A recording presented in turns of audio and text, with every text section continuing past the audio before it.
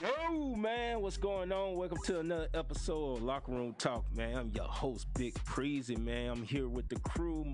My boy, Ray. What's going on, my guy? What up, man? We're back in this thing, man. I'm excited. Yes, sir. You know, for today's episode especially, man, we're gonna do something that we've really never done before.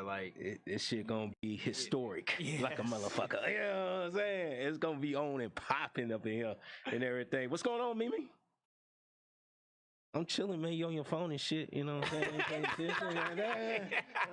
You try to play. What's up? I'm live in this thing, man. Man. Lakers in the house. You know what I'm saying? I'm glad. repping the Lakers? Yes. I'm Got glad. that Shaq jersey going Yes, on, man. You that's need to my put the guy. LeBron jersey on, No. Only Laker I'm representing is Shaq. You know what I'm saying? Man, The Big Diesel. bro. Big Diesel, the best center besides Clean Elijah, Abdul-Jabbar, and one, and yeah. Who else? Who else is? That's the only people. It's hard. That's to top figure three. out.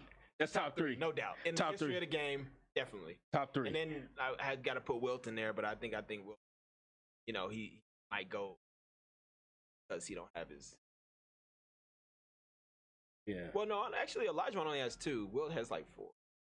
Anyway, moving But they on. were all on beach though. They're You know all- what I'm yeah, saying? they're all incredible. Yes, Yes, sir. So quote of the day, man, coming from one of the smoothest. I think this dude was like the like what you call the players, like the pimps. What you call Magic Don Juan of boxing, man. He was so smooth He was the with Bishop Don Magic Juan. Oh, yes. got you. Boxing, man. He was just so smooth with it, man. Mr. Sugar Ray Leonard. Man, You know what Sugar I'm Ray saying? Leonard, I'm gonna tell you, man. Whew, Man, he used to. I don't know if y'all play Fight Night. Y'all play video games. You play video games with your kids, right? Yeah, Fight Night. Yeah, Fight Night round 3. I'm like invincible on that. I'm just gonna let y'all know. Like I beat I ain't the game. playing in a while though, but I mean, that was a time when we used to PS3 back in then. That was like PS12. So we yeah. so many PSs. Yes. now. Just like damn iPhones. I know, man. For real. But yeah, man, Sugar Ray Leonard was like, he was smooth with it, just the man. best, You know what I'm saying? He used to dance around just like Muhammad Ali, man, but he was just a lot smoother with it. Man, he was just like lying like Prince around the damn ring and everything. And so I was like, this dude is for real. But quote for him, man, he said, if a guy beat me once, he'll have to do it again to make me believe him. So that's a powerful statement, man. You beat me once, you got to do it again, man. You got to show me you for real. I know, man. Like, it's always great to start every show off with a quote of the day because, something like that gets me just up and going because we go through so many trials and tribulations. Oh, yeah. I mean, especially in today's world, man. Yeah, we're dealing with a lot. we need something inspirational, man. You know what I'm saying? We need some stuff inspirational, man. Every day, man. That's why this whole country got knocked down for a minute. Exactly. The whole world is kind of getting knocked down for a minute. Exactly, we're like, man. And I don't even want to get into the virus and no shit. I'm sick of that shit. we had a conversation. We've been talking about that every single day. I'm sick of it. I'm ready to get to something new, man. If y'all want to call in, man, you know what I'm saying, to Locker Room Talk, man, dial 424-312-3313. Call in, talk to us, man. Ask us some questions, man. Holler at us, man. We here in this thing, man. Man, dude, I'm glad basketball season. Yeah, I know, man. There's a lot going on with the basketball thing. Like, there's. Siri's listening to you. What does Siri want? So we got an extra person. Speaking of that, we gotta let everybody know. Like today, like this episode, what makes this episode special is that it's just us 3 hanging out this time. Oh yeah. We have no guests. We have a jam-packed show of loads of great topics that everybody wants to hear about, and then you won't know about us. Well, you're gonna learn more about us, man. Where we came from, why we developed this relationship, and why we started this podcast, man. Yeah, you know for sure, man. I mean, you're gonna get to know the real Big Preezy. You know what I'm saying? They don't call me Big Preezy no more. They call me Preezy because I lost the weight. You ain't big like that. Is that what that is? Yeah. I was Fat Arab back in the day, but now I ain't that no more. You know what I'm saying? Did you ever do that? Hey. Yeah, they used to. I wore the red sweater and every damn thing, man. So yeah. You can see those before and after pictures on the IG, man. Just at Preezy Baby, you know what I mean? At I am the awesome. Yeah. I mean, you have some of those too, right? Like, what? Before and after, I have a lot. Yeah. We're gonna get into that, man. We're gonna definitely get into that, man. But yeah, as far as the NBA season, man, I'm glad it's back, man. They've been stuck in this. They're stuck in the bubble. But like I said, I don't know if I'm feeling the vibe of it because the fans are not there. Oh. You know, because you know how the players get their energy off the fans. You know, like the Warriors. Steph Curry, all them, they get their energy off the fans. You know how they get intense. LeBron, he get intense when he get the energy off the fans, man. You know what I'm saying? Russell Westbrook, all of them, man. And it just seemed like without the fans, it almost seemed like watching fucking golf. You know? Okay, it's so fucking quiet and shit, man. It feels like this. So this is one thing that I noticed while watching the scrimmages. Hearing them run sounds like a constant drum on the floor. It's like boom, boom, boom, boom, boom, boom, boom, boom, boom, boom. It's like, hold on, what is this? Like, it's like listening to horses run. I'm not lying. Like, it's just boom, boom, boom, boom, boom, boom, boom, boom. I'm like, this is so annoying. Yeah. So I don't know what they're gonna do with the sounds or how they're gonna fix that. And you can actually hear the player voice. I thought I heard LeBron. Cause they had the game today against Orlando, the Lakers in Orlando. Yeah. But I thought I heard LeBron cuss on court. They're all cussing. They're all cussing. You can hear every damn thing. So I mean, this is the thing. I mean, it's the reason why we have to like go through this is obvious reasons. But without the fans, it's funny to find out how valuable it is to have people in the stands to spectate this event or these sporting events. Right. Mostly because it's entertainment.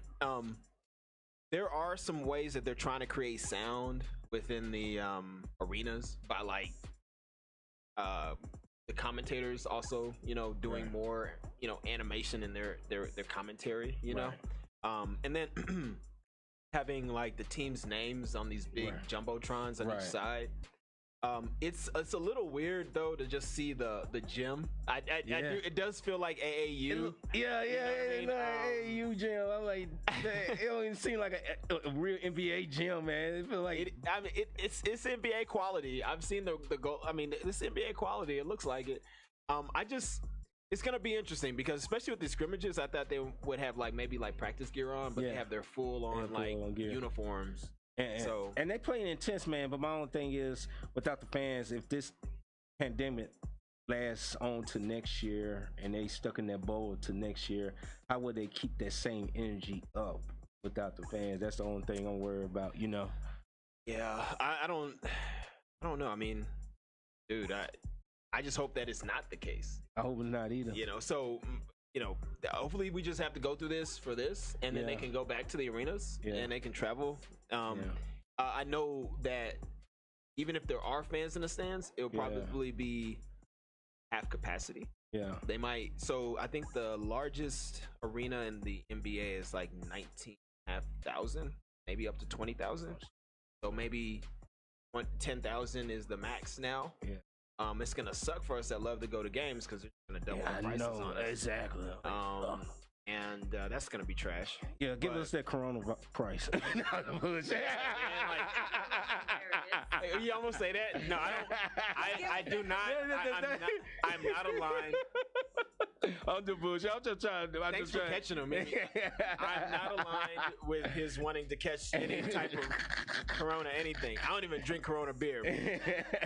Damn, man. But yeah, man. Shout out to LeBron. Shout out to the NBA players, man. Shout out to the WNBA players, man, for speaking out for social injustice, man. Especially Breonna Taylor, man. Keep fighting that good fight, man. Keep spreading the word for her, man, because she definitely needs justice for her senseless murder, man. Yeah, it's ridiculous, bro. Let's give the story real fast. So I mean, just in a quick snapshot, Breonna Taylor was an EMT. So she was a first responder. Also, she was murdered by law enforcement that was entering the wrong home. Right. So it's not like her home was under investigation. They entered the wrong home. She was murdered in her sleep as well. Right. So there's levels of injustice that happen here, and someone or group of ones need to be held accountable. Right. And whatever that looks like needs to start happening. Yeah. And one thing LeBron pointed out, as far as Breonna, he said, "Do we need a video of Breonna getting killed just like we need a video of George Floyd getting killed for justice to be served?" Right. You know, I mean, that honestly, that's ridiculous. Right. We should need evidence of video for every little senseless killing. Agreed. You know, Agreed. I mean, it's crazy, man. And also, you know, he also spoke out on social justice. There was a reporter that said the words social justice movement, and I was taken back by when people do call it a movement, because it's like social justice life, right, for us, you know. Right. For us, we're just we live this every day, so right. It's not something that's going to just go away without any proper growth or change, or things happening, and so we're fighting it because generations before fought it, and we do want to see actual things change, and things have changed over time. So I mean, I don't want to discredit us, fighting to change Jim Crow laws and civil rights, for voting rights, for fighting for education, it's just that the equity issue takes time to fix. Andrew Johnson, I think this was one of the president that came after Clinton, not Clinton, I'm sorry, Lincoln. Clinton. Wow. All right, so came after Lincoln.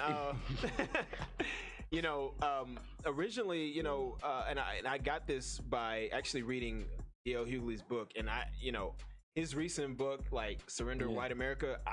I don't know D.L. Hughley, so I'm not gonna pretend, but I will plug that book, because if you want to get like a little dose of a big dose of, come on the show, DL. History, DL really did something special with the book, and he talked about how originally reparations were for everyone and for free slaves. It just, this president blocked it because he believed in there needed to be a superior race, and that what's a superior race? And Lincoln believed in the same thing, even though he didn't, because he.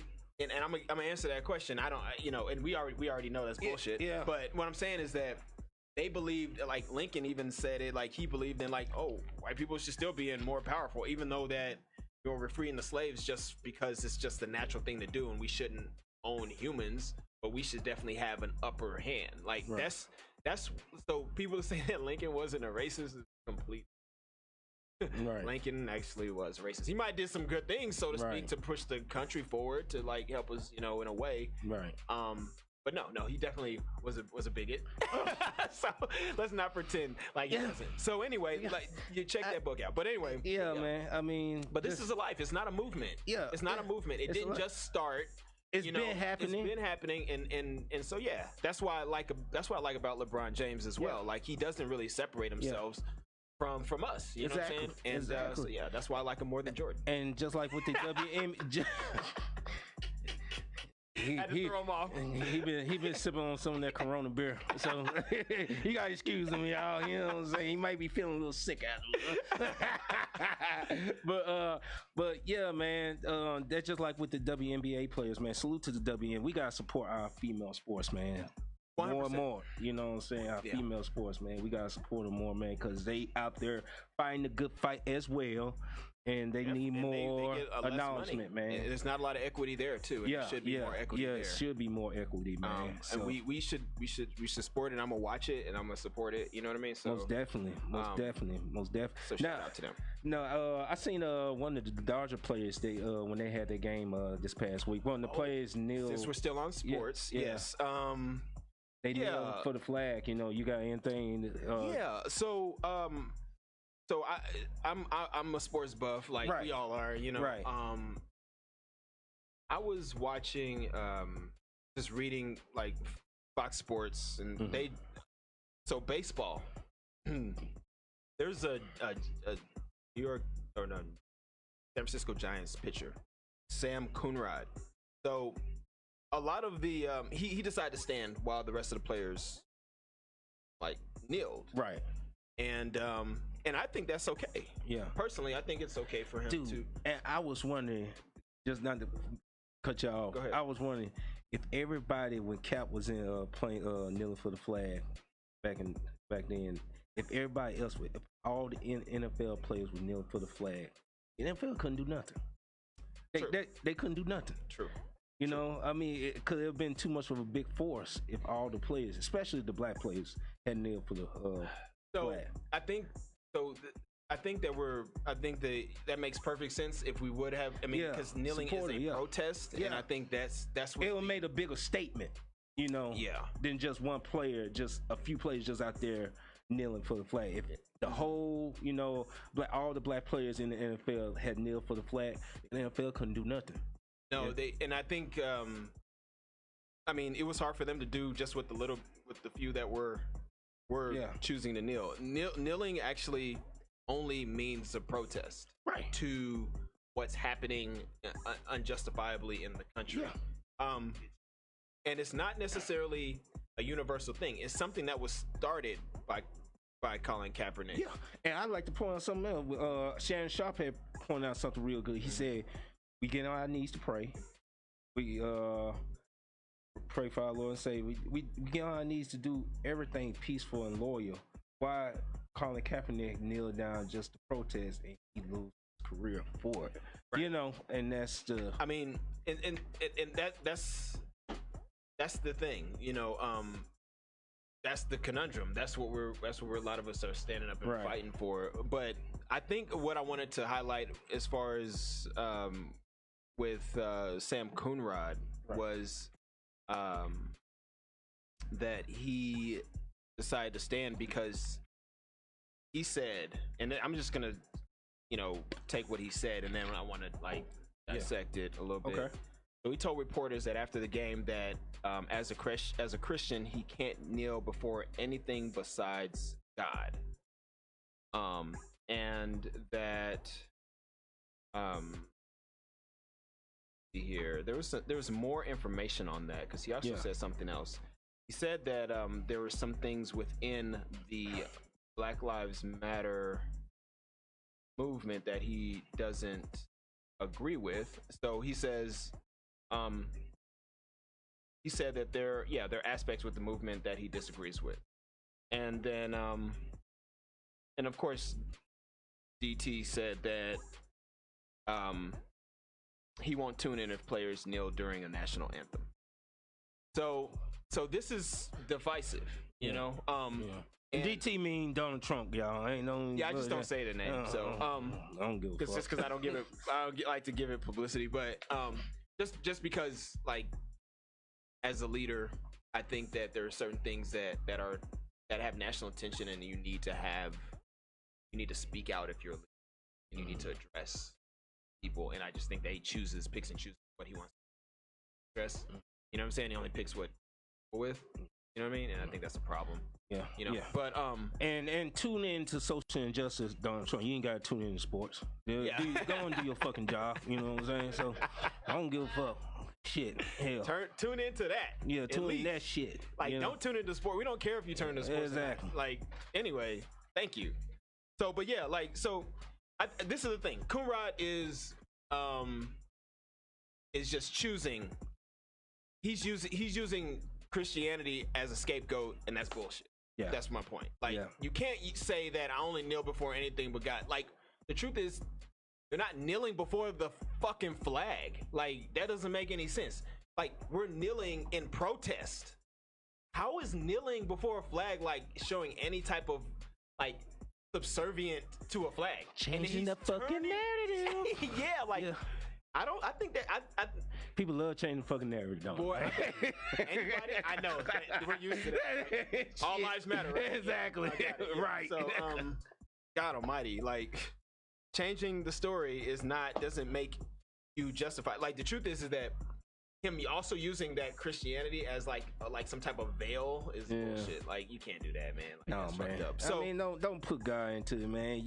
If you believe in God and God know you're doing the right thing, do it, man. That's all that matters, man. Like, I'm a Christian, so I can't kneel before anything it's not kneeling before it. It's kneeling in protest. Exactly. Because the actual action, the natural action, what we do as as United States citizens is stand for it in respect, so to speak. Right. So if we're kneeling because there's a problem, that is a form of protest. Right. And respectable protests, peaceful protests, which we all like fucking want to do, right? Like, why in the hell would he say it's because I'm a Christian and I'm a stand? One thing America gotta stop doing is change the fucking narrative. I'm sick of this shit, man. Like, damn, do what's right, man. Stop changing the fucking narrative. Almost a dummy of the day, You know what I'm saying? I mean, dude, you see shit is wrong, make it right, goddammit. And his name is Coonrod. Like, come on, man. I'm sorry. Goddamn coon. Coonrod. Anyway, I'm just saying. I'm done. All right. Like, yeah. So yeah, that's the problem. I found it to be problematic. Yeah. And but yeah, man, maybe. Oh yeah, he said something about Marxism too. Like, he said they lean toward Marxism. They have some negative things about the nuclear family. I don't even know what that means. So I think I need to do some research on what that means. But yeah. But yeah, man. But on the better news, we respected that he decided to stand. That's fine. He's not being a complete ass, but they just asked him and he gave his response. No matter how, like, I ain't finna respond to ignorance. Ignorant people. It was asinine. It was asinine response. You know what I'm saying? Okay. Stupidity. But anyway, comeback athlete to me this year, man, has to be Mike Tyson, man. We're getting to comeback athletes. Okay, yeah. Mike Tyson been on it, bro. And he supposed to be firing Roy Jones, man. I read about that. Yeah. So, you know what I'm saying? I mean, dude, I seen Mike Tyson on Instagram throwing down like a motherfucker. Like, if you go against that joker right now, he'll knock you the fuck out where he been punched. I ain't seen Roy Jones lately. I ain't seen him on Instagram. Hopefully he got himself in shape or in fine shape, so we'll see. How old is Roy Jones? I didn't know. I'd be in his, because I know Mike 50s, Tyson is 54. He gotta be in his 50s, yeah. Or he gotta be a little younger than Mike Tyson, probably about 53, ain't he? 52. Roy Jones, for the internet to tell me, honest. But I do remember the last time I saw Roy Jones was on. Cause he had retired. Then he came back and lost. I forgot who he lost to. And that kind of diminished his career. I mean, he was in the music and in movies. I remember him being on The Matrix. 51. Oh, 51. Okay. Oh, there it is. Yep. So he's about 3 years younger than Mike Tyson. Yeah. I mean, that's pretty dope, man. I mean, like I said, I'm ready for it. I want to see old Iron Mike. I heard Mimi says you want to see that. Yeah. You want to check it out? He gonna make some money for him, man. And all the proceeds is going to a good fund, so he's not making any money off of it. So all the proceeds going to a good fund. So that's good to know, And another thing I heard Nate Robinson and YouTube star Jake Paul supposed to have a boxing match. Who is? Do you know who that is? I don't know. He's a YouTuber. As far as I read about him, man, I don't know. The dude, he looks real thin. Okay. I mean. You said Jake Paul? Yeah, Jake Paul. He has two first names. Yeah. Jake and Paul. I thought it was DJ Paul. But Jake Paul. But yeah, they supposed to be fighting when Mike Tyson and them supposed to fight. So like I said, they said Nate Robinson used to box back in the day, so I know Nate Robinson is a superior athlete. He is. Nate Robinson, if you ever watched his dunk contest in the NBA, he played football, basketball, baseball. I mean, he was an all-around athlete, man. So Nate Robinson, short, but that joker is lethal, bro. Yeah, he's not really that short. I mean, he's short for NBA. Yeah. He's right on like a slightly above average as far as normal height for men. Well, how tall do you think he is, bro? Well, he's listed at 5'10". 5'10", okay. I would assume that he's probably around shoes on. Maybe without shoes, maybe he's 5'7". I don't know. That's a lot. I don't think the shoes give you 3 inches, but might give you 1, so he might be 5'9". Yeah. But I mean, Jake Paul doesn't look like a small guy either. Looking him up a little bit. He look like a small guy. I know he looks small. He's 23, 6'1". So he's taller than Nate Robinson. Might got some leverage. Yeah, but I think Nate Robinson might be a little quicker than he is, though. Well, Nate Robinson is a professional athlete. Yeah, way different. Now, this is the thing. Jake Paul is a lot younger than him, so I mean, it might have something to do with it. Yeah. I mean, Nate. So, I personally, like I said, I just think they're just bored. Yeah, exactly. Nate Robinson getting tired doing the YouTube, going to different famous people's houses, checking out their gear and shoes and shit. Yeah, so he got to do something. He trying to do something different, man. Read the box, man. Doesn't want to look at shoes.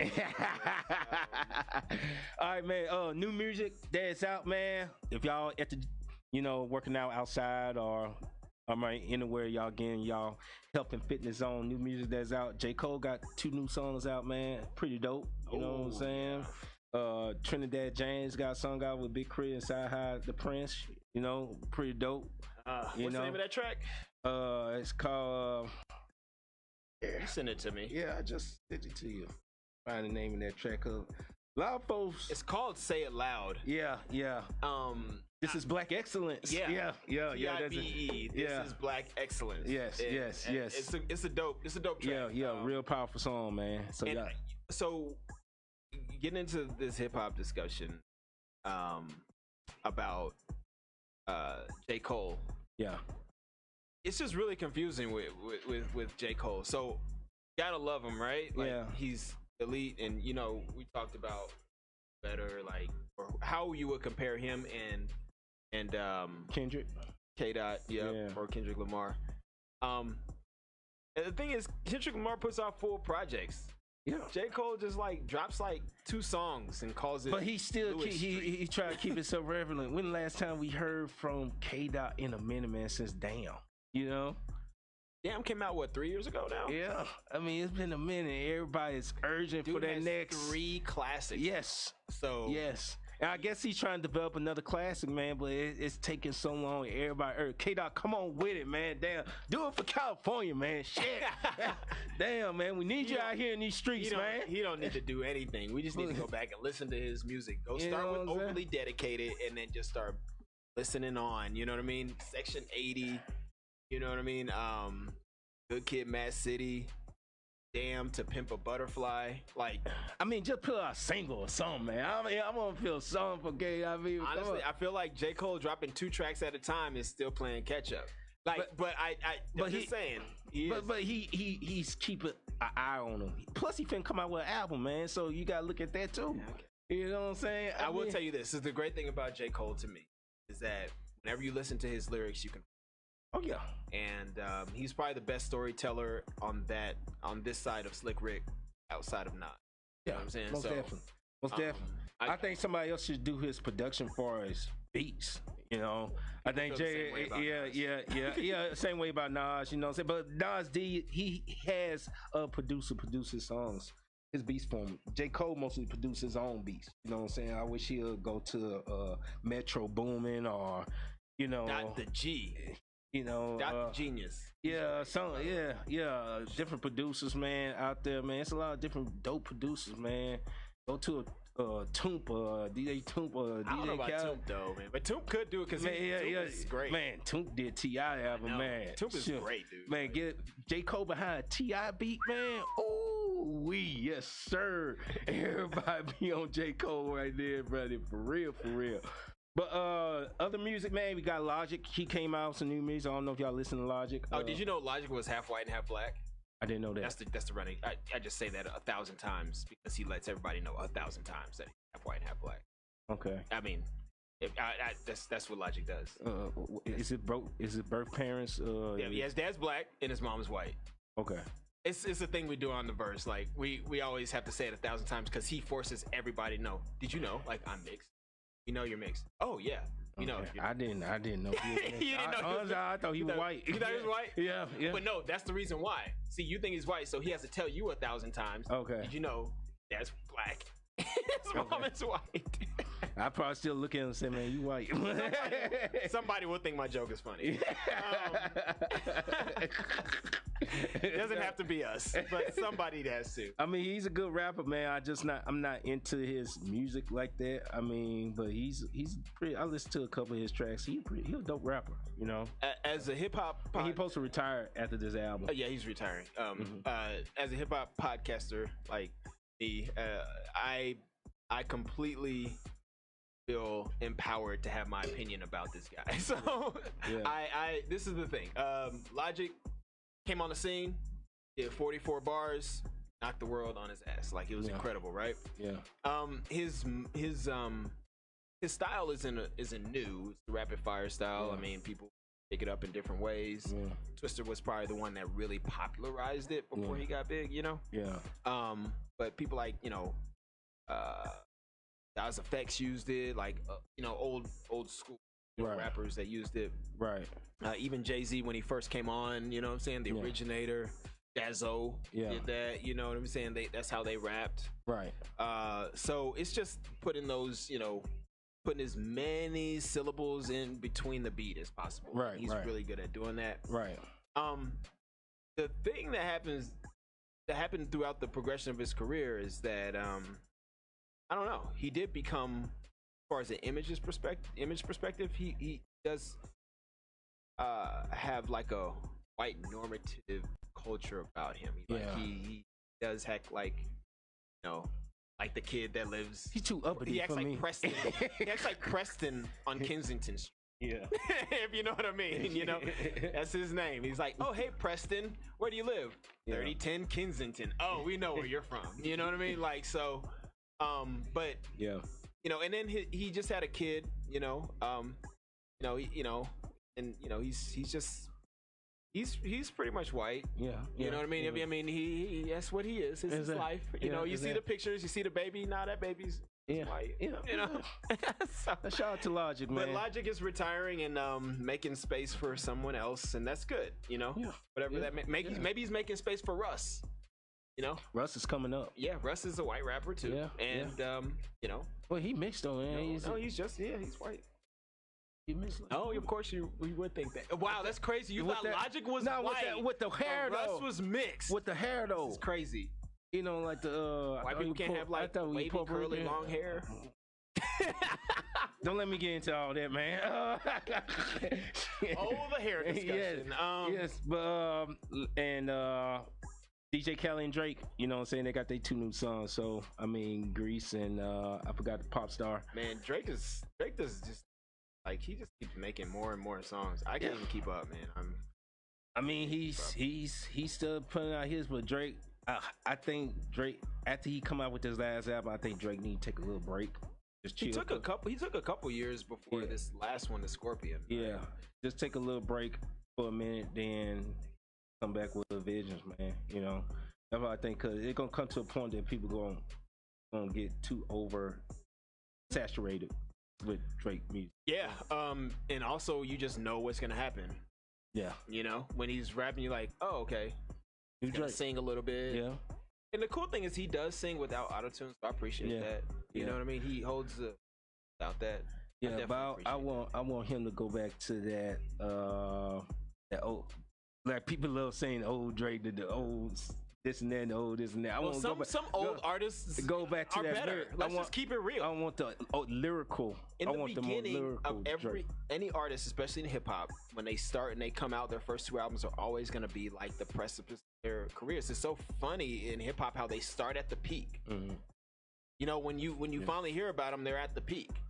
You know, and that's just kind of how it goes. And then they're just like making music to stay afloat. Yeah, exactly.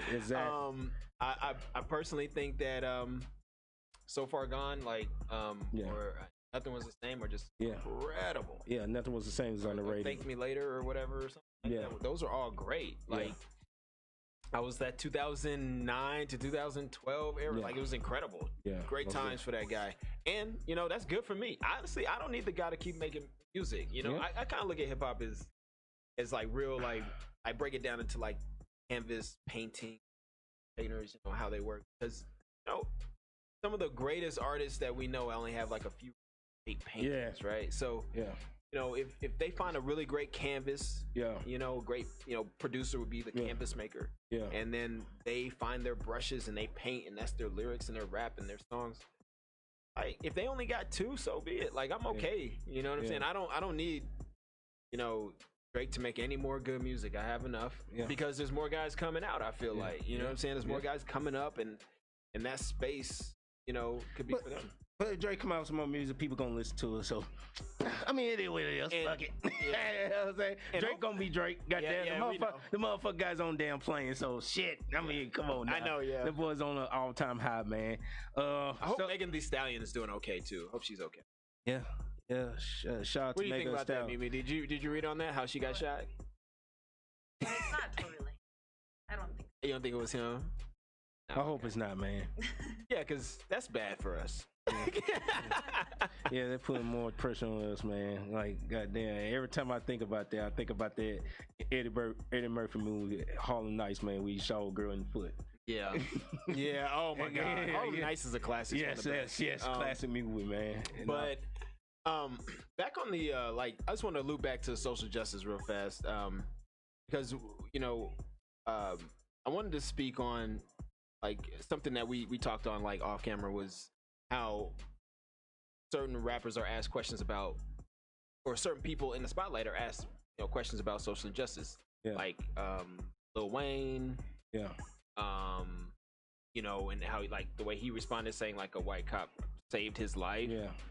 And I don't know if those people are necessarily, I want to say they're disqualified to speak on social justice issues, but if you've been like a millionaire since you were 15, and then you've been put into 13, this, really, 13, really, he's been around it. He doesn't really have the exposure to the streets to really have like that real comprehension of what people are really struggling through. You know what I mean? And I just got to like shout out, like I have to say something to like white America, like don't use that as like an example, of what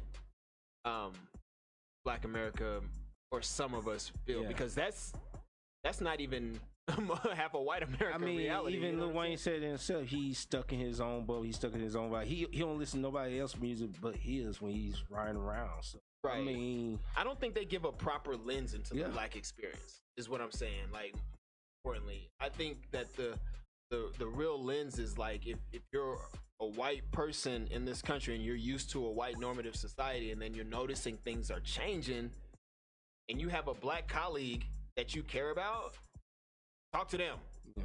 That's what I'm saying. Like, that's what you should. People should be talking to their neighbors, opposed to like looking at people in the spotlight. And it seems to only happen with people that are not white. And I think that's a problem, because if white people say, "Oh, this is the Black experience," and like because Lil Wayne said this, he said he even disclaimed his response when he was asked by like Skip, and when he was on the Undisputed, saying like, the Skip asked him like about racism, and he was like, honestly, I don't know if I'm the right person to even answer this question, because I've been blessed.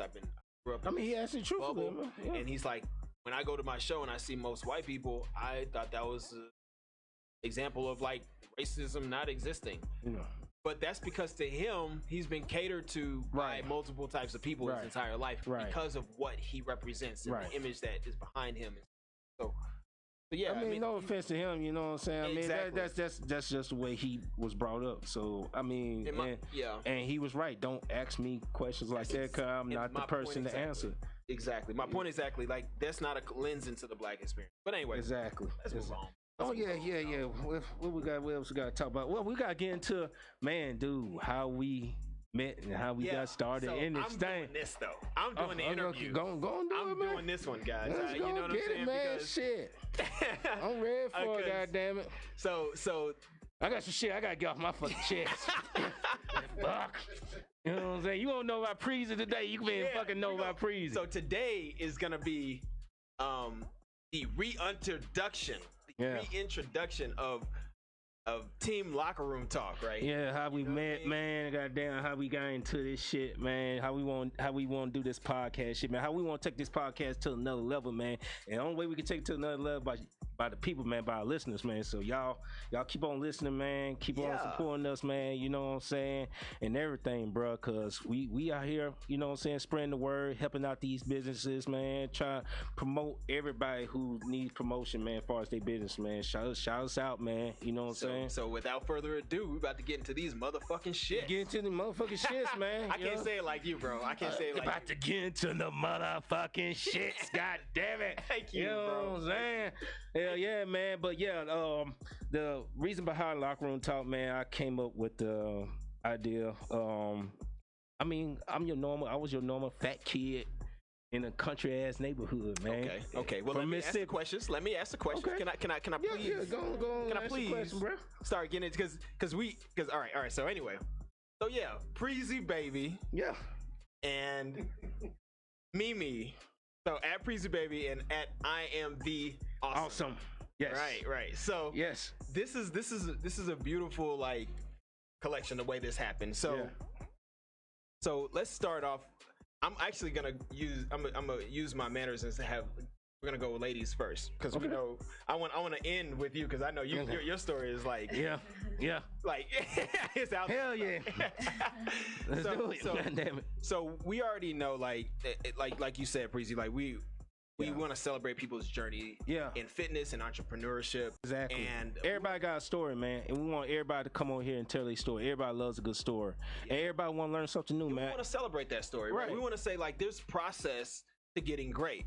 Right. There's process within before from A to B, right? And we want to like let everybody know that there's we want to celebrate that. We want to say, hey, we're not just gonna be like, hey, we're so glad that you made it here. Let's just talk about you being here. Right. You know what I'm saying? We're so glad that you made it to this level 10. Wow, how great is it? Like, I'm great. Yeah, I've been on level 10. I got this, I got that, I got this, I got that. Yeah, no. How did you get there? What was the process of getting there? Let me see collage of pictures of when you was goddamn fat as hell, wasn't shit, drinking, goddamn smoking dope, goddamn it, all this shit. All right. Simmer down. I mean, I want all the skeletons out of your motherfucking closet, goddamn it. Yo, Mimi, you guys both have before and after pictures, but I've seen yours, and yours are just incredibly compelling because like everything changed with you now compared to like those before pictures. I don't know if you chose like I'm gonna make sure these pictures are like the worst before pictures because they were tough. So talk to me about that. Actually, I never took.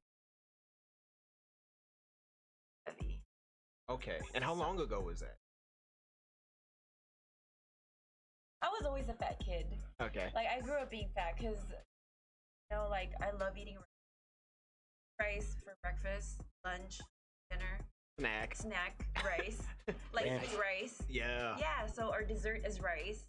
Our main course is rice. It's like, and then we have like a lot of fatty food. Lechon. Which I love. Like roast pig. I didn't know they eat chitlins. I don't eat pigs anymore, but when I was a kid and I had some, I was like, whoa, this stuff. I can't eat it. Chitlins with some hot sauce? Goddamn, y'all southern people know about this shit and light bread? Fuck. It's so good. So I haven't eaten that in like 25 years. Go ahead. But yeah, so I grew up being fat. I actually lost some weight when I was after high school. And then I gained it back because it's type of like a yo diet that where you like starve yourself. Of course you deprive yourself with and then you start eating rice again, and then you.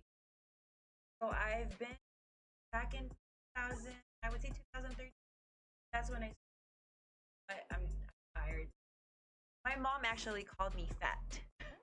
Oh, so she had never called you fat before. Well, she doesn't really say it like, okay, you know what, you need to wait. No, she just.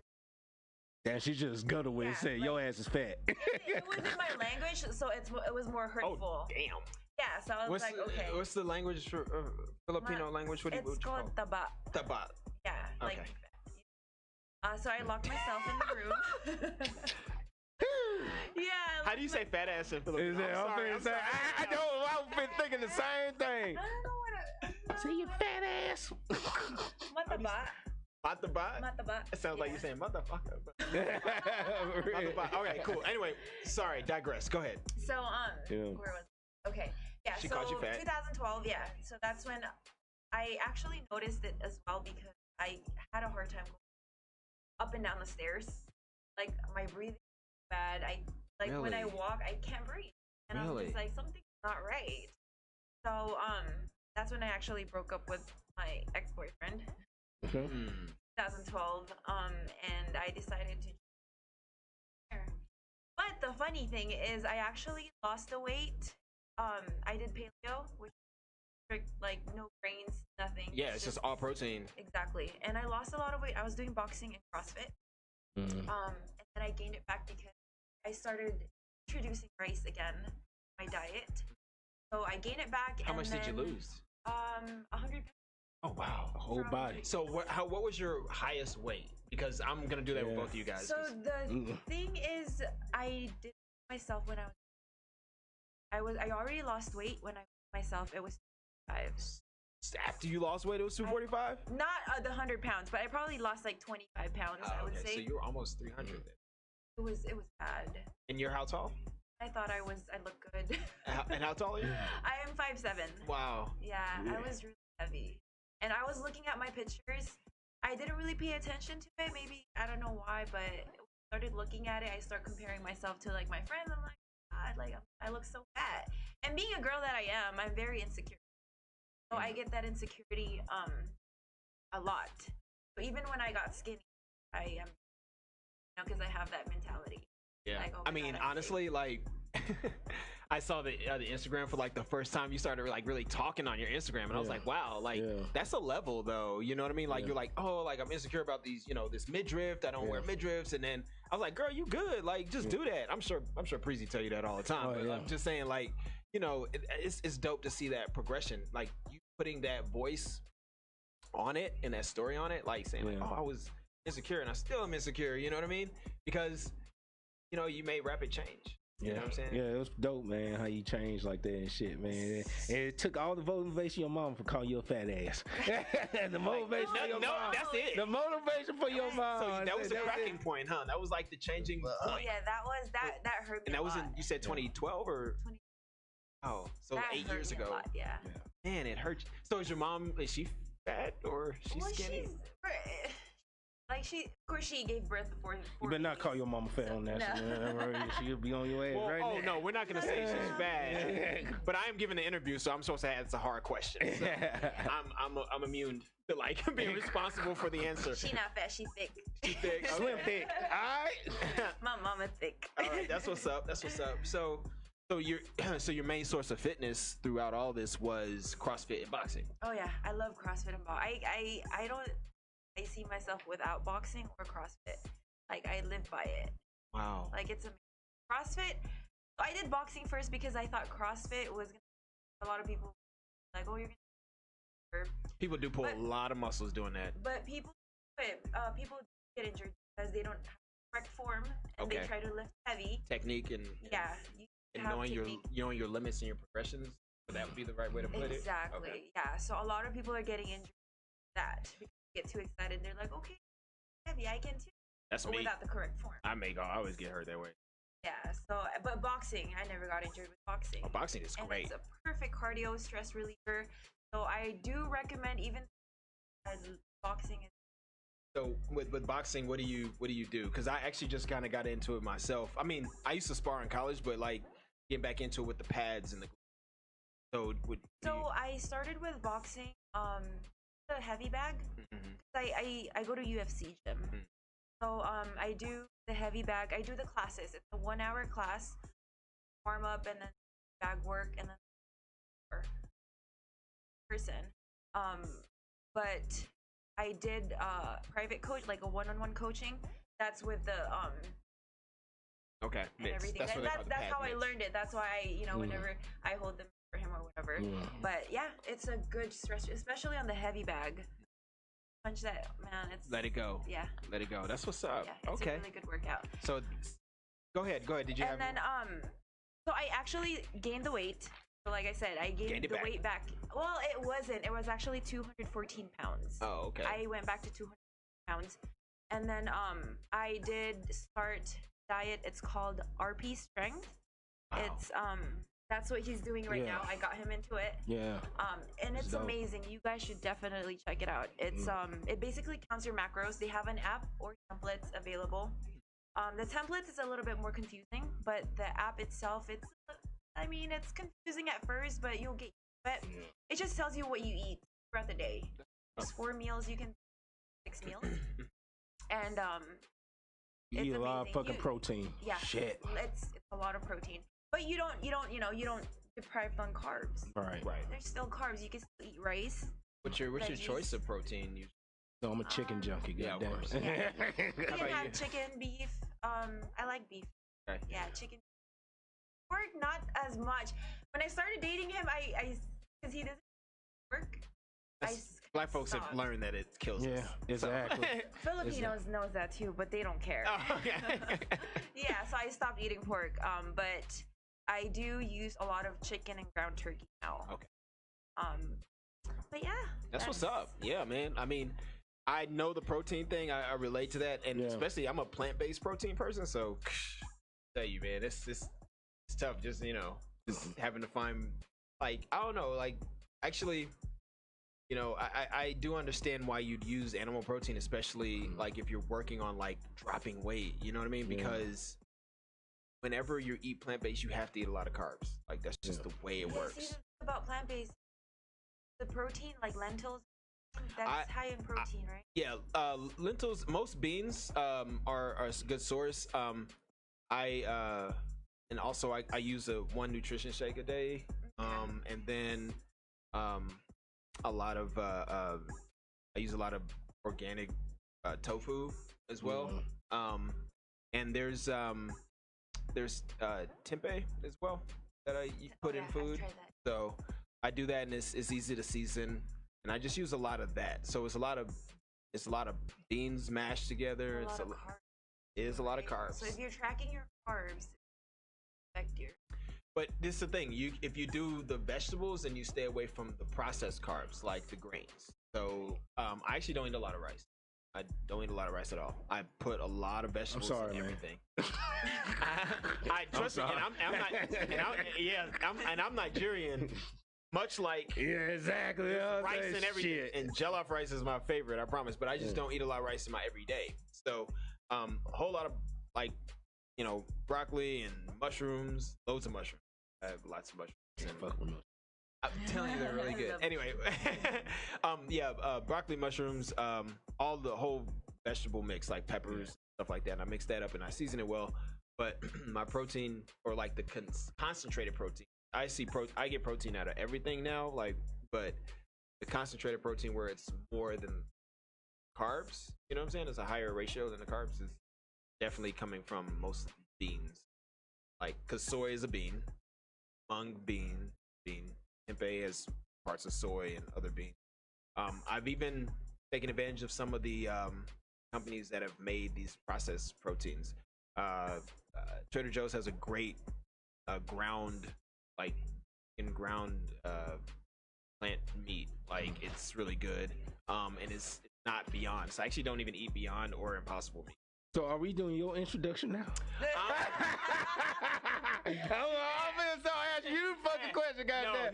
No. We're still on Mimi. Okay. Thank you for keeping me alive. We are moving on. Sorry, guys. Breezy boy keeping me on point, man. That's what's up. I appreciate that, homie. Okay.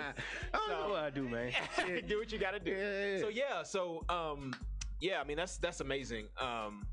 So something special. Let's see.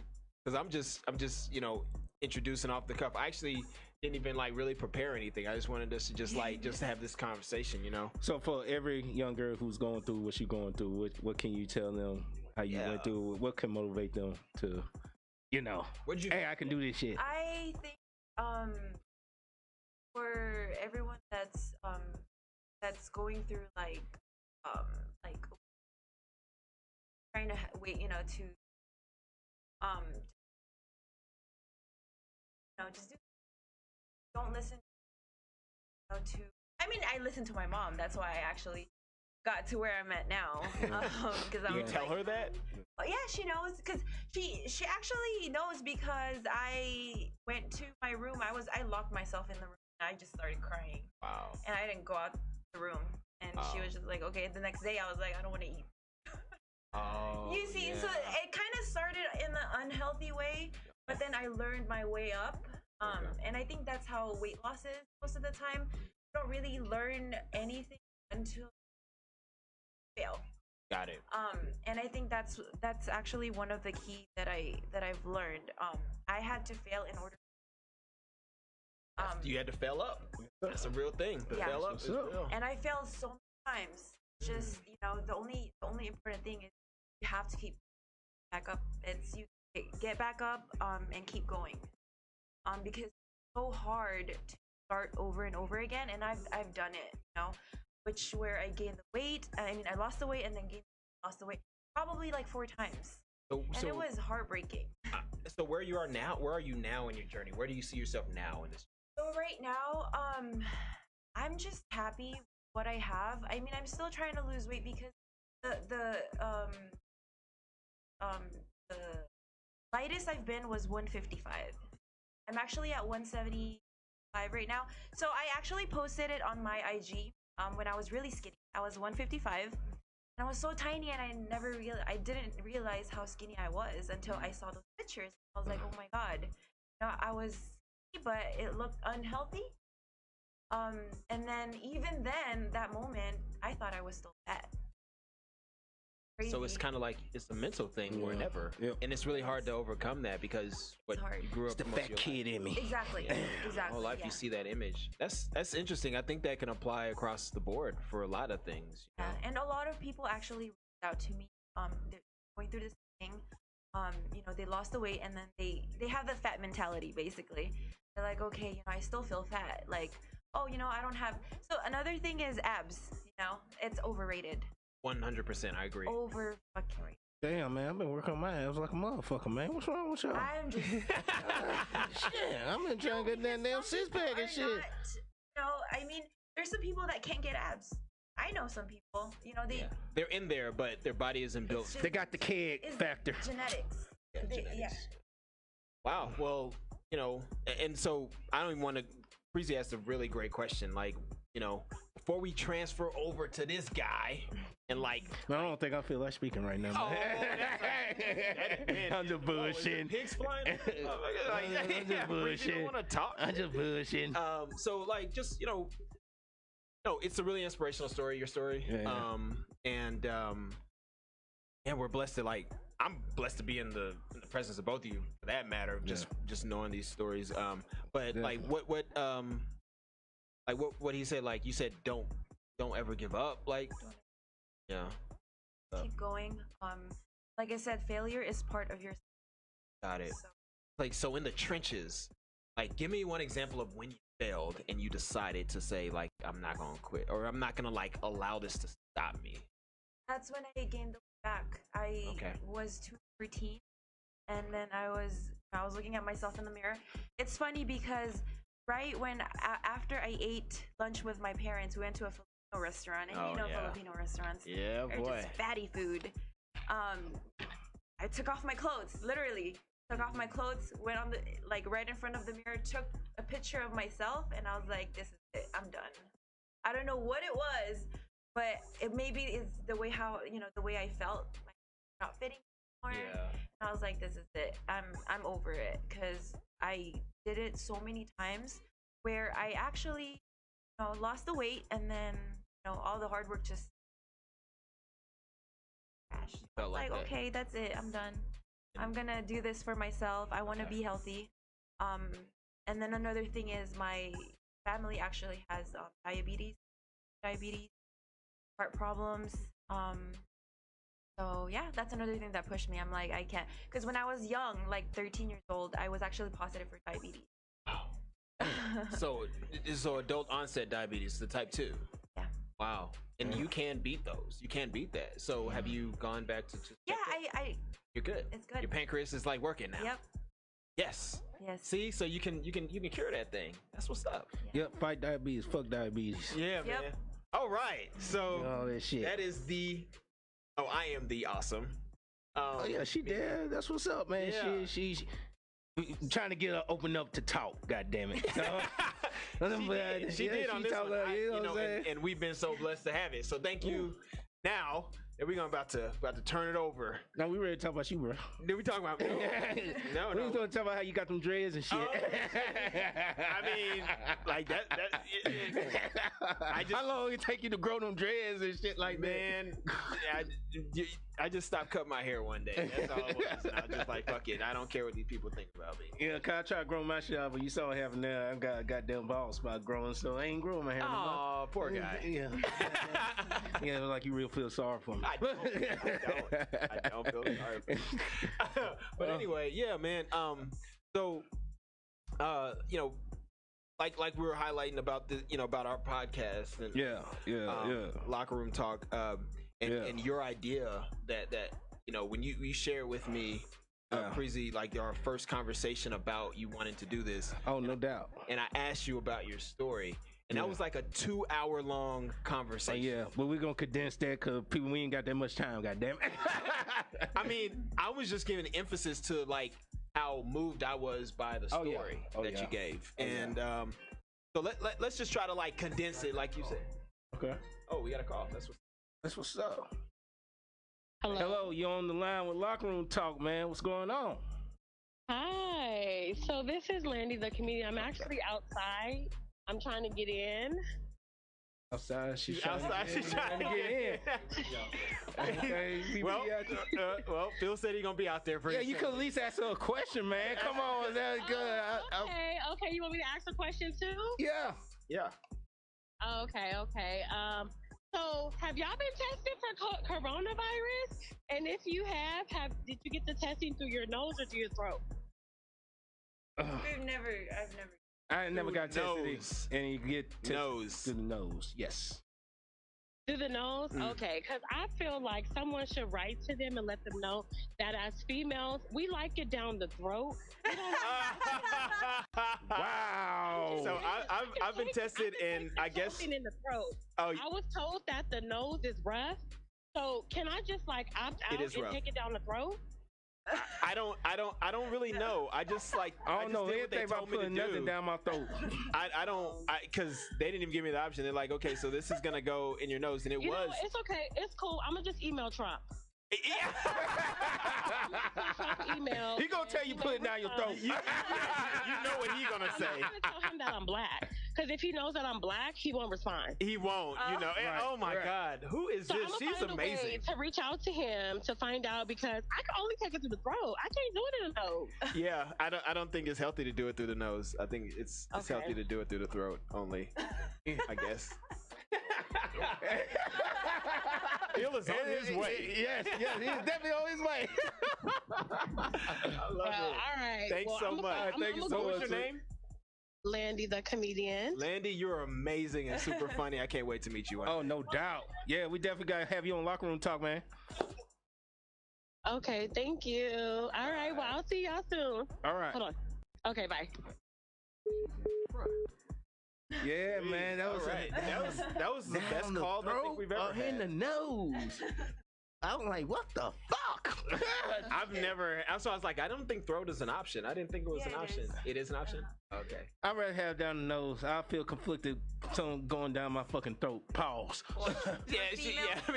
For females, is probably the. I'm just kidding. So Mimi's confirming that. Females like it down the throat. You know, because the nose is difficult. It can hurt. Yeah, uncomfortable. Yeah, I'd rather have the sniffles and shit. So, that. So all right. So Preezy, man. All right. So we had this. I'm so glad that we got a call in. So we broke up a little bit of the monotony. Yeah. But yeah, we had this 2-hour conversation, man, when I asked you, like, so what's your story, you know? Yeah. And, like, give us some of those, like, major points about your story from your voice, because I can't say it, like, the way you say it. Like you said, I'm your average kid from Mississippi, man. Your average fat kid from Mississippi, man. You know what I'm saying?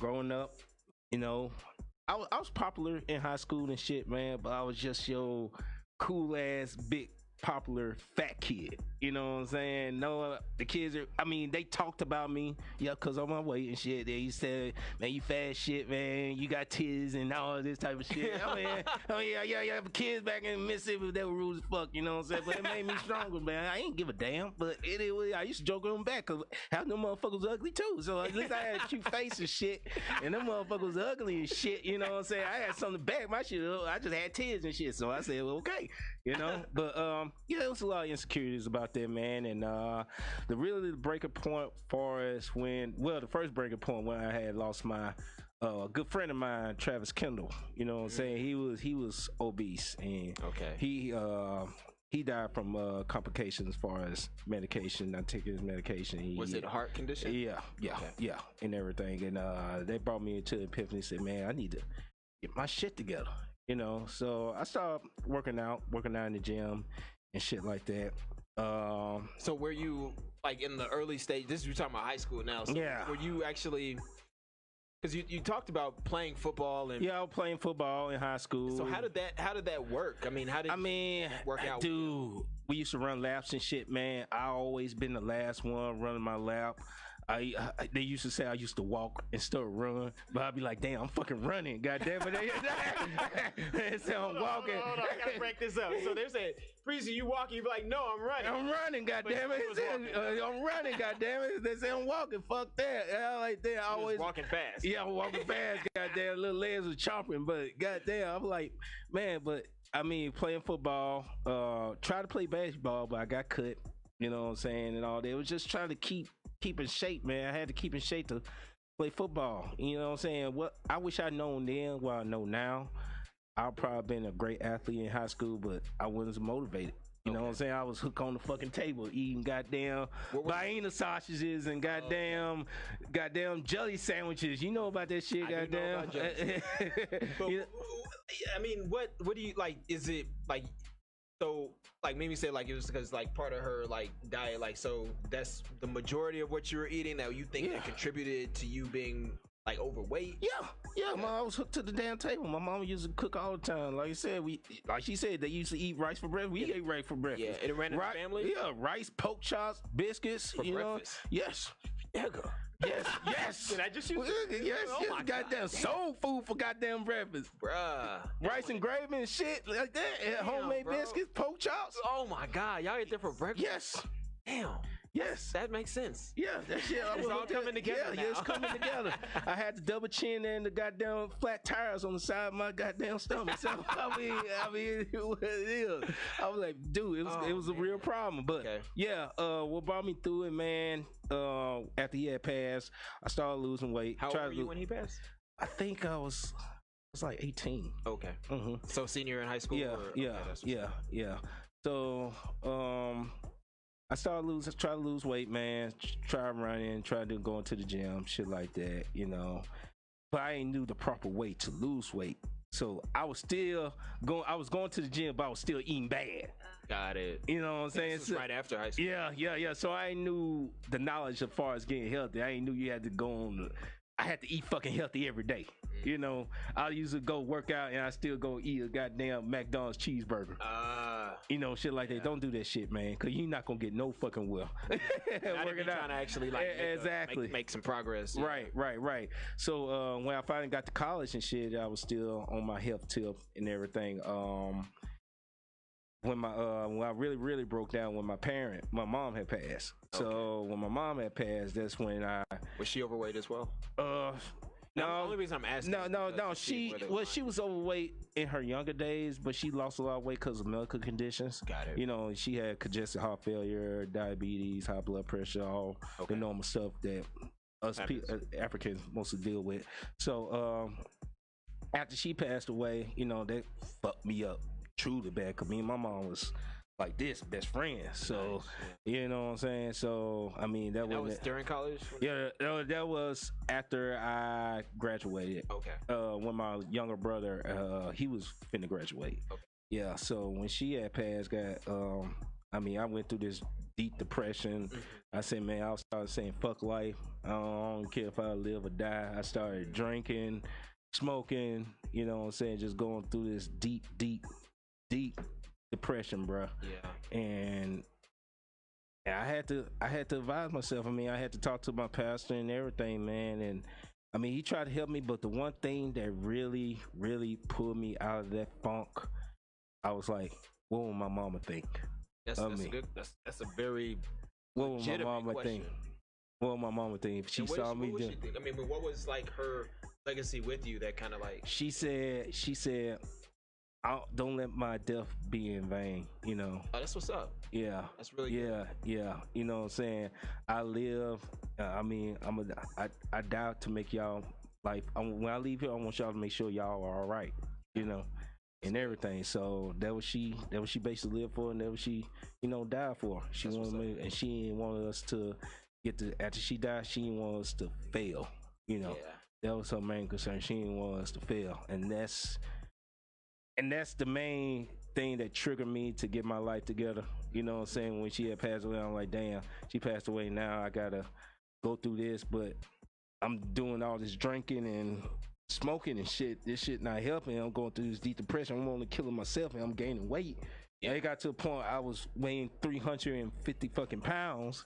You know what I'm saying? Just at what, 5'10", 5'11"? Yeah, about 5'7", you know. So I was short, look like a fat little egg. So oh my God. Yeah, exactly. So walking around with that much weight, bruh, shit, that's heavy. I was sweating and goddamn, hell yeah, you know. I mean, what was it? I mean, how? So you knew that you were carrying around too much weight? Yeah, after college. Yeah, but I ain't give a fuck. So I mean, it is. I mean, I enjoy eating food. I wanted to eat what I wanted to eat, and you know what I'm saying. At the time, I was just drinking and just doing my thing. And those before and after photos, how were you then? Like in the like posted on IG. The most recent ones, my mind state now, as far as that. I mean, when was the picture? What age? Like, were you what age where I was overweight? Yeah, I mean, like in those pictures, like, cause I've seen them and they're like. The one where you were wearing a dress shirt. Yeah, I think you're wearing a dress shirt. Yeah, dress shirt.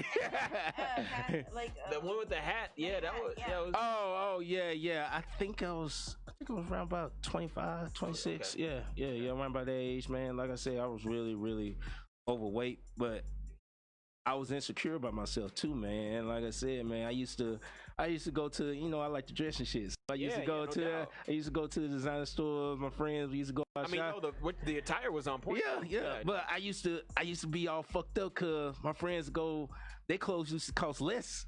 Then goddamn mine got more bigger size. Then they used to go shop at Express. I said, man, fuck that store. That's a little people store. You know what I'm saying? Goddamn extra small and shit like that. No, I don't give a fuck about that shit. So where'd you shop then? I just shop at the Big and Tall. Goddamn, I used to have that. Yeah. Destination XL. Yes. I used to have all, and they ain't had none of that designer shit. They always had a little lame ass goddamn. Yeah. Hagar. Yes. The shit you don't even know about. The shit don't even show on Fruit of the commercial. Fruit of the Loom makes button downs. I mean, fuck, man, dude, this shit ain't popping right here, man. I want to wear some goddamn distressed jeans. I want to wear some goddamn Levi's, some shit like that. Yeah. You know, I got tired wearing goddamn big ass polo shirts, man, with no name. The only thing that came in big was polo. And I got tired fucking wearing polo and shit like that, man. So I wanted to be fresh, man. I said, man, I gotta get this shit together. So so what'd you do? What was the beginning of like? I mean, the first beginning, I started working out with my homeboy Silk, shout out to Silk. You know what I'm saying? We started working out together. That was in Mississippi? Yeah. I started continuing losing weight, but we were still eating bad. Like, we go work out and go to eat at the fucking buffet. Yeah. So that's what we used to do. I'm like, man, this shit ain't fucking working, man. I'm like, dude, we feeding the person. What the fuck I'm going working out 2 hours for? Right. And going and goddamn eat at a goddamn Ichiban buffet. Yeah. You know what I'm saying? I mean, that fucking, you know what I'm saying, wasn't working. Then I started getting into Herbalife. I heard about Herbalife, so I started getting into that. Which I did lose some weight. I'm not going to discredit Herbalife as far as they process. I did lose some weight off that, but the process was strenuous because you drunk like one shake. You had to drink like shakes all fucking day. How? Okay, so how long were you actually doing Herbalife? I did it for a few months. You know what I'm saying? Then I just got. What'd you get out of it? Only reason I'm asking is because I don't believe in it. I mean, you see my facial expression. I mean, I lost some weight, but it wasn't really no shit to it, man. You know what I'm saying? That's why I always tell people, if you choose Herbalife, use Herbalife. Don't let Herbalife use you. You know what I'm saying? Make sure you have people there behind you. It's a multi-level marketing company. Yeah. I mean, their product could be anything. But they so expensive, man. They got so many products that they got stuff for your skin, stuff for your weight, shakes. It's like a whole package you have to order. It's so fucking expensive, bro. I said, I need all this shit to lose fucking weight. You know what I'm saying? And you gotta substitute all this shit for food. I mean, I love food, but you gotta substitute all this shit. I'm gonna be fucking anorexic. You know what I'm saying? I'm like, dude, come on, man. I'm like, man, dragging your skin around. Exactly, drinking fucking shakes and shit. I'm like, dude, I can't drink a fucking shake for goddamn breakfast, lunch, and dinner just to be consistent. I'm like, dude, yeah, you see results by people, and no offense, I see some women on Herbalife, goddamn, that's still the same weight they are today. That shit don't work. They still fat right now and still drinking fucking Herbalife. If you know that shit not working for you, get off the shit. I mean, fuck it. What do you? The thing is, I actually follow some. They actually advertise Herbalife. Okay. But they've already lost weight. Yeah. Or they. Exactly. They're just joining it for a month. Yeah. Exactly. They do post a before and after picture, and you're like, wow, Herbalife has nothing to do with Herbalife. Like, come on, let's, it not have nothing to do with Herbalife. I've actually been following the girl. She was eating healthy now, but no. Got it. And then like suddenly I'm like, and she's doing and that's when I was like, Herbalife. I mean, I just know that it's a money grab. You know, it could be the same protein you get at Vons or Ralph's, and you still gotta go on the fucking diet. You still gotta go to the gym. You still gotta work out. You still gotta do the same routine. Thank you. You know what I'm saying? The only thing, they substitute your shakes for meals. What do you think about the theory that, and it's not a theory, actually, it's kind of a reality, about the diets are created to fail on purpose? Because that's what keeps them. That keeps them going. You know what I'm saying? Yeah. Like creating a temporary diet is meant so that somebody else can create another diet. Right. So, because just like I gave the narrative, this person, like they said, well, you drinking these many shakes a day. Why try not doing this? Okay, they ain't working. Okay, you can go and do this. Okay, they ain't working. Then you can go and do this. They keep changing it up and all this. None of this shit ain't working. Right. You know what I'm saying? And they're taking advantage of people that were like in you all's position. Yeah. You know what I mean? Where you're like, you know that it's what's best for you to take your life into your own hands and do and get yourself into shape, into a healthy weight. I'm sorry, they just like, no offense to Barack Obama, but Herbalife like the Barack Obama or health and fitness. They'll tell all the right shit and say you'll fucking dream in a minute. I'm sorry. They will. Yeah. That's they say the right things. They say the right thing. They motivate you and all this good shit. Yeah. But at the end of the day, you got to do that working. shit. You still got to do it yourself. Yeah. You know. And that's the thing. I feel like. So what inspired me with both of you is the fact that you decided to make it a lifestyle, opposed to a diet. Yeah. And can you tell me when you decided to make it a lifestyle? And this is why I started making after I left Herbalife and all that. You know what I'm saying? Did you make money off of that? Did you ever sell it? Or you just bought it? I just bought it. Okay. I wanted a big sell because I knew it was BS, so I ain't finna sell something to make a profit for other people. You just needed a protein. Yeah, exactly. You know, so when I left Herbalife, I went to that's why I moved to Chicago. I kept working out more, starting, you know what I'm saying, trying to improve and all that. Then when I moved to when I came to LA, that's where it really hit. You know what I'm saying? Cause when I first moved to LA, I said, man, everybody's fucking fit. Everybody's out here active. I said, I don't want to be the only fat motherfucker out here. Goddamn, not doing. So you were still big when you? Yeah, I was still kind of. I wasn't big, but I was still wasn't where I wanted to be. Okay. You know, so. I mean, I guess. I was about 320. Yeah, I was 350. Yeah. So I was 320. So when I first. How long ago was that? Yeah, that was November. Yeah, that was about last year. About a couple years. 2018. Yeah. So when I came here in 2018, I joined the gym, 24 Hour Fitness, and like I said, I was working out there. Then I met up with the trainer Raquel. Shout out Raquel. Hey Rax. Hey Rax. And, you know, And I went up and told her, I said, man, and I wasn't just, going to her. I just saw something in her. She looked like she was a good person. She seemed like she the type of person to help motivate me, and that type of person to get me there. So I just went up to her, man, and said, man, dude, I'm trying to lose some weight, man. I need some help. You know what I'm saying? Mm-hmm. She said, okay. I said, man, I'm a challenge. I said, you have to stay on my ass, man, because I'm the type of person that, like, I'll quit. You know what I'm saying? Try to come, you know what I'm saying? I'm the one of them type of people. He said, I'm gonna work with you, you know what I'm saying? You'll be my project, you'll be my biggest challenge, because she never worked with a male client before. I'm like her first male client, right. And everything. So we got into the routine and everything, and like I said, man, Raquel, she's the real deal. You know what I'm saying? She got me fit, man. She stayed on my ass. She got me on the fitness pal. She told me send your meals every day, what you eat. Send me your meals every day, and we check my weight every week. If she see I'm off, she get on my ass about it, man. Say you need to do better. You're gonna start getting fat again. You're gonna be a fat. You know what I'm saying? You want to be fat again and all that. So yeah. I mean, that helped motivate me. You know what I'm saying? To get my shit together. And once I started seeing results, I started working out, man. I'm like, damn, this was up.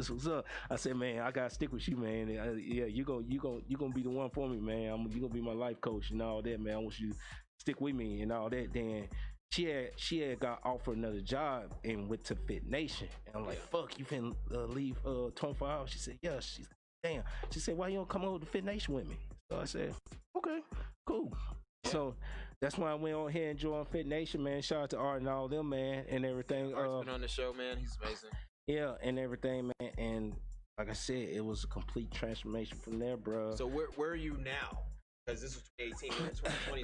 2020, like I said, the lightest I've been, I said like 225. 220. That's what I thought. When I met you, I think you were. Yeah. I was 225. So, since the pandemic, you know how you go through the pandemic, you gain weight and shit like that. So I'm like at 239 right now. That's what's up. And everything, man. And like I said, it's been a total turnaround, man. So let me just get the math right, man, because you were over 350. Yeah, I dropped the body. I dropped the baby. Whole person. Yep. I mean, like, like my 13-year-old daughter was like 110. Yeah. You lost all the weight that she has in her whole body. Yes. God almighty. That's incredible. And the motivation, like I said, motivation about it is because I wanted to get healthy, man. And like I said, I wanted to get my life together, and plus, I wanted to dress fresh. I wanted to fucking shop at Express, goddammit. You know what I'm saying? Man, you don't need to drop shop there, man. Don't act like you extra small store, man. Goddamn, I just call that motherfuckers. They do have extra small shit. I never saw an extra small shirt. Every time I went to Express and those random Metro. Random shit, you know. But that's what's up, man. And so, like, just to bring it all like full circle, you know, I have been wanting to get into podcasts for over 11, 12 years. Yeah. Up and starting when I started my own in 2018. Yeah. And you know, we met through a mutual friend. Well, my cousin, your cousin, his, and shout out to Romel, and so, we just linked up and told me the story, and I was just inspired by the story. I'm inspired by it because, you know, coming from a family of people that help people, you know, my mother was always a person that always helped people. Yeah. And then I remember meeting Mimi when we were having like my birthday thing or whatever, and you brought her out, and that's the first time I met her. Yeah, it was in November, and it was great. And I was like, wow. And you said you guys got the same story or a similar story. Right. And I was like, wow, this is like a match made in heaven in my eyes. You know what I'm saying? So, and then we had already got started. With Locker Room Talk then, and here we are now. You know what I'm saying? We elevated, man. You know what I'm saying? You know, it was a process, man. Yeah, and your stories are like. Are what is our focus, is our purpose behind, like, you know, putting our voices out there, you know. I mean just like it was insecurities, depression, mental issues, and just the whole deal, fighting through that, man. Yeah, I mean, your story and mourning. So a lot of people, when they see they like, oh, you know, you're like so good now. Like, right. you know, it's what's in between those photos that's very important. Like what you went through is a lot more than just before and after. It's a lot more. Yeah. And those are the things that people don't understand sometimes. I know it looks like, oh, before and after, but like, you know, fit. Fat, it's like fat to fit. Right. But fat to fit. Yeah. But yeah, it's there's struggles. I mean, you know, there's times when I cry. I did limit myself a lot from going out drinking. I love drinking. Henny. So I had to cut a lot of things in order for me to get where I'm at right now. Yeah. You have to sacrifice. Have to, right? Sacrifice, and you have to stay.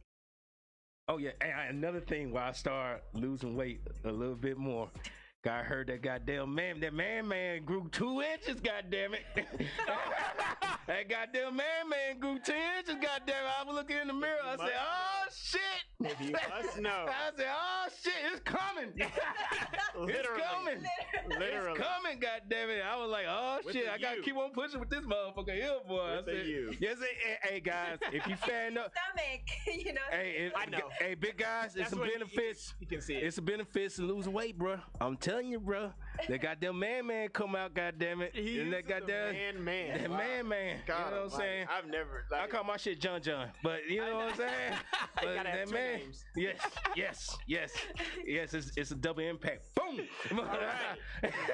No, I love it, man. I love it, dude. Like, and so the beauty is that, like, it's just, you know, you guys are still on your journey too, and that's the thing, you know. Never gonna stop. And that's what I think. That's what we also want to preach. You know, I mean, there's so many stories out there, and that's what we want to represent, man. I personally don't have a story in like that's similar in fitness. You know, I just always was an athlete. You know what I mean? I struggle with injuries. You know? I struggle with, you know, depression for different reasons from parents and everything, but like nothing makes. Well, it almost seemed like your descendants from Nigeria. It almost seemed like you can run fast as a motherfucker, but like athleticism just running, it's in your blood. No, Nigerians actually don't run fast. It's the Kenyans. What? It's the people from Sudan. It's the Jamaicans. Nigerians are like, they're like the librarians and the doctors and the priests, and you know what I'm saying. They're the more conservative. We run shit. That's what we do. Like, I mean, there's athletes. You know what I mean. There's a bunch of them. Yeah. You know, we do like run bigger at times. You know what I mean. We in size wise. There's a few boxers that are Nigerian that are pretty big. I think one of these guys' name is Peter or something. I forgot. Massive.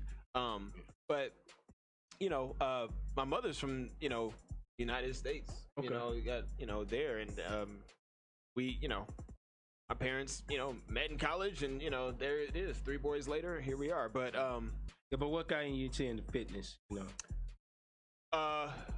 Well, sports is what got me into fitness. Okay. So basketball.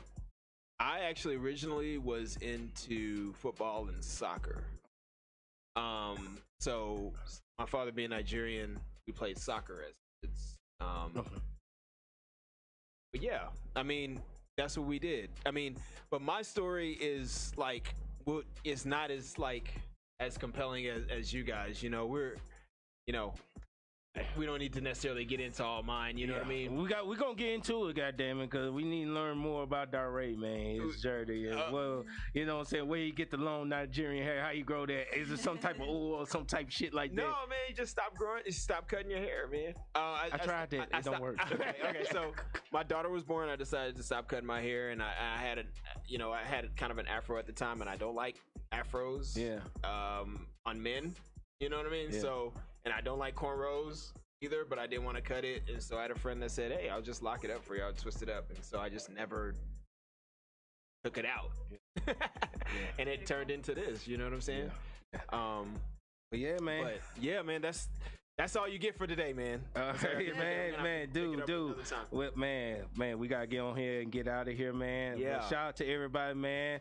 You know what I'm saying? Shout out to Beacon Radio, man. Y'all continue supporting us, man, and everything, like, man. And my motto is, if you don't sweat, you ain't doing shit. Cause that goes in the point. Everyday life, you gotta sweat to get through this shit. So that's another episode of Locker Room Talk, man. I'm your host, Big Preezy, man. Let's get these games. Yeah.